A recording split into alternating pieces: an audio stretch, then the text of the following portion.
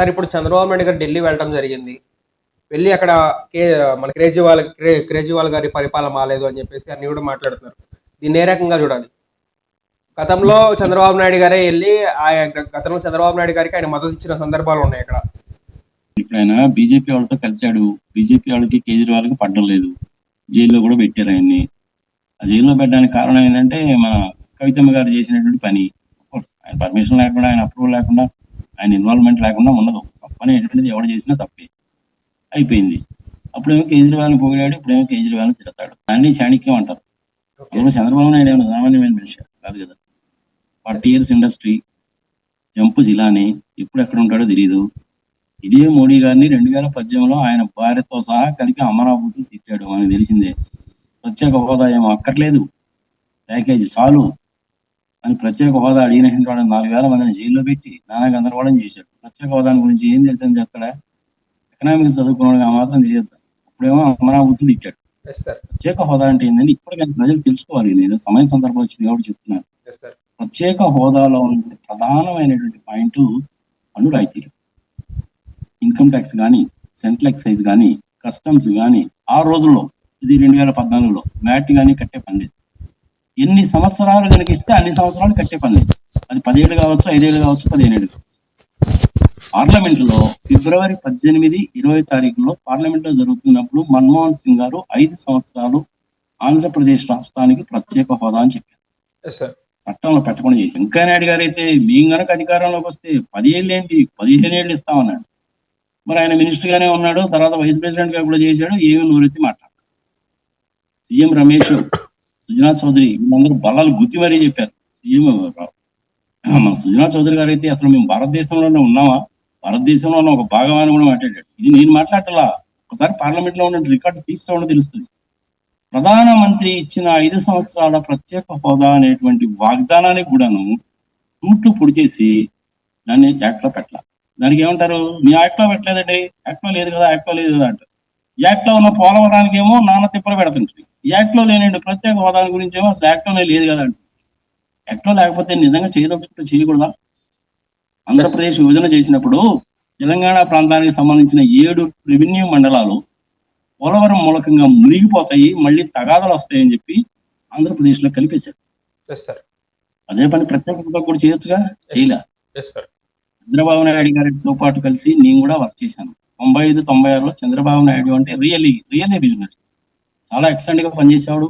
Corruption ఉండేటువంటిది కాదు, చక్కగా పనిచేసేవాడు, చక్కగా మాట్లాడేవాడు, అన్ని పనులు చక్కగా ఉండేవి. నేనే ప్రత్యక్ష సాక్షి ఫర్ యువర్ ఇన్ఫర్మేషన్. రాత్రి పూట 11 గంటలకు నేను ఒకసారి ఆయన ఇంటికి ఫోన్ చేస్తే వాళ్ళ పిఎస్ శ్రీనివాస్ ఇచ్చుకున్నాడు. ఆయన ఉన్న వాస్తవం చెప్తున్నాడు. ఆయన ఏమండి మా ఊరి దగ్గర ఎప్పుడో బ్రిటిషర్స్ కట్టినండి బ్రిడ్జ్ అండి, అది చాలా యాక్సిడెంట్ జరుగుతున్నాయి, పోవడం కష్టంగా ఉంది అంటే ఈ బ్రిడ్జిని రోడ్డు వైడనింగ్ ప్రోగ్రామ్ లో ఆ బ్రిడ్జి కూడా ఇంక్లూడ్ అయింది. 1,75,00,000 బ్రిడ్జికి అలాట్ చేస్తున్నాము, అయిపోతుంది అది అని చెప్పాడు. ఎప్పుడో రాత్రి పూట 11 గంటలకి చంద్రబాబు నాయుడు గారే చెప్పారు. అలా ఉన్నటువంటి మనిషి ఇప్పుడు ఇలా తయారైపోయాడు. ప్రత్యేక హోదాని వదులుకోవడం అనేటువంటిది చంద్రబాబు నాయుడు గారు ఆంధ్రప్రదేశ్ ప్రజలకు చేసినటువంటి తీరని ద్రోహం. పోలవరం ప్రాజెక్టు ఎత్తు తగ్గించడానికి కూడా ఆయన ఒప్పుకున్నాడా లేదా క్లియర్ గా తెలియదు. ఒప్పుకుంటే మటుకు 2వసారి తీరని ద్రోహం చేసినట్లే. చంద్రబాబు నాయుడు గారు వెళ్ళి కేజ్రీవాల్ని తిట్టాడు అంటే తిట్టడా? ఆంధ్రప్రదేశ్ కే దిక్కులేదు, ఇంకా కేజ్రీవాల్ని తిట్టకుండా ఎందుకుంటాడు ఆయన? చెప్పు. మాట వరుస మనం అనుకుందాం, నిష్పక్షపాతంగా మనం అనుకుందాం. మనం హైదరాబాద్ లో హైటెక్ సిటీ అంతా నేనే డెవలప్ చేశానని చెప్పి డబ్బా కొట్టుకుంటాడు. కానీ దానికి వెనక బ్యాక్గ్రౌండ్ కనుక వెళ్తే నేను వీడియోలు చేశాను చూసుకోండి. చేసిన మాట వాస్తవం. హైదరాబాద్ లో ఈ రోజు ఈ లెవెల్లో హైటెక్ సిటీ డెవలప్ అయిందంటే చంద్రబాబు నాయుడు గారు తీసుకున్న ఇనిషియేటివే. ఒప్పు తీరాలి. మంచి మధ్యన చెప్పుకుందాం, చెడు చెప్పుకుందాం. కానీ మరి ఇప్పుడు పరిస్థితి కేజ్రీవాల్ మీటింగ్ ప్రచారం చేశారంటే రేపు 5వ తారీఖు ఎలక్షన్స్ ఉన్నాయి కాబట్టి ఇవాళ సాయంత్రం 5 గంటలకి ఎలక్షన్ క్యాంపెయిన్ క్లోజ్. అందుకని చెప్పి ఏదో వెళ్ళాలి కాబట్టి వెళ్ళాడు ఆయన. తప్పులేదు. Part and parcel of the politics. BJP వాళ్ళతో కలిసి ఉన్నాడు కాబట్టి చేయక తప్ప. ఇంకొకటి సార్, అక్కడికి వెళ్ళేసి గంగా పరిస్థితి బాగాలేదు, గంగా రివర్ బాగాలేదు అని చెప్పేసి మాట్లాడుతున్నారు. మరి ఇక్కడ ఉన్న గోదావరి కానివ్వండి, లేకపోతే నర్మదా కానివ్వండి, ఇక్కడ ఉన్న ఇవి పట్టించుకోవట్లేదు కదా సార్, దానిపైన ఏమంటారు? అంతే, రాజకీయ నాయకులు ఇలాగే అంటుంటారు. గంగా నది అనేటువంటిది పరివాహక ప్రాంతము, త్రేతాయుగం దగ్గర నుంచి ఉంది. ఎప్పటి నుంచి ఉంది అది? కొన్ని లక్షల సంవత్సరాల నుంచి ఉంది. ఇంకా టైం క్యాలిక్యులేషన్ గానే చెప్పాలని ఎవరైతే కృతయుగము, త్రేతాయుగము, ద్వాపర యుగము, కలియుగము ఈ 4 యుగాలను కలిస్తే 43,20,000 సంవత్సరాలు మన దాని టైం క్యాలిక్యులేషన్ ప్రకారం. ఈ 3 యుగాలు అయిపోయినాయి. ఇప్పుడు కలియుగం నడుస్తుంది. కలియుగంలో కూడాను ఇంచుమించుగా 5,126 సంవత్సరాలు అయిపోయినాయి. ఇది లెక్క. మరి ఇన్ని సంవత్సరాలు, ఇన్ని లక్షల సంవత్సరాల నుంచి గంగా నది ప్రవహిస్తానే ఉందిగా. మరి ఇప్పుడే కలుషితం అయిపోయిందని చెప్పి తెలిసిందా? కలుషితం అయిపోయిన మాట వాస్తవమే. నిజంగా అసలు గంగా నది దగ్గర ఆ కాన్పూర్ దగ్గర కనుక చూస్తే లెదర్ పరిశ్రమ బాగా డెవలప్ అయింది. ఆగ్రాలో కూడా లెదర్ పరిశ్రమ బాగా డెవలప్ అయింది. ఆ ఆగ్రా దగ్గర ఏమో యమునా రివర్ స్పాయిల్ అయిపోయింది. ఆ యమునా రివర్ రెండింటిలో వచ్చేమో గంగా నదిలో కలుస్తాయి. అదే కదా కుంభమేళ జరుగుతుందిగా ఇప్పుడు. అవును సార్. గంగా యమునా సరస్వతి కలుస్తున్నాయి కదా. నేను కూడా వెళ్తున్నాను, లేదు 11వ తారీఖు వెళ్తున్నాను నేను కూడా. అన్ని ఏర్పాట్లు చేస్తుంది. It's great event. 45 కోట్ల మంది వస్తారట. అసలు జనసందోహం ఎలా ఉంటుందో చూద్దామని చెప్పి వెళ్తున్నాను. అరేంజ్మెంట్స్ బాగా చేశారట, సందేహం లేదు. చాలా బాగా అరేంజ్మెంట్ చేశారట. సరే, ఏదో అనుకున్న సంఘటన మొన్న ఒకటి జరిగింది, అది జరుగుతానే ఉంటాయి. మన తిరుపతిలో జరగలేదా? 45 కోట్ల మంది ప్రజలు వస్తున్నారు అనుకున్నప్పుడు ఇట్లాంటి 1-2 జరుగుతాయి. అవును సార్.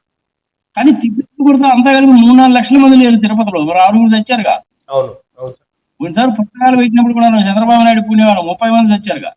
కొన్ని పుష్కరాల సంగతి, కుంభమేళ సంగతి వదిలే. ఎలక్షన్ పెడితేనే 8 మంది ఒక దగ్గర, 3 ఒక దగ్గర చచ్చిపోయారు చూసాగా. సరే, ఎందుకు అనవసరంగా నెగిటివ్ గా ఎందుకు మాట్లాడుకోవాలి? ఓకే, సో ఇదంతా మామూలే. వెళ్తూ ఉంటారు. గంగానది పరివాహక ప్రాంతంలో రాజీవ్ గాంధీ గారు ప్రైమ్ మినిస్టర్ గా ఉన్నప్పుడు శుద్ధ గంగా అని చెప్పి మొదలు పెట్టారు. దానికోసం 2,000 కోట్ల రూపాయలు కూడా కేటాయించారు. కొంతవరకు క్లీన్ చేశారు. జరుగుతా ఉంది వ్యవహారం.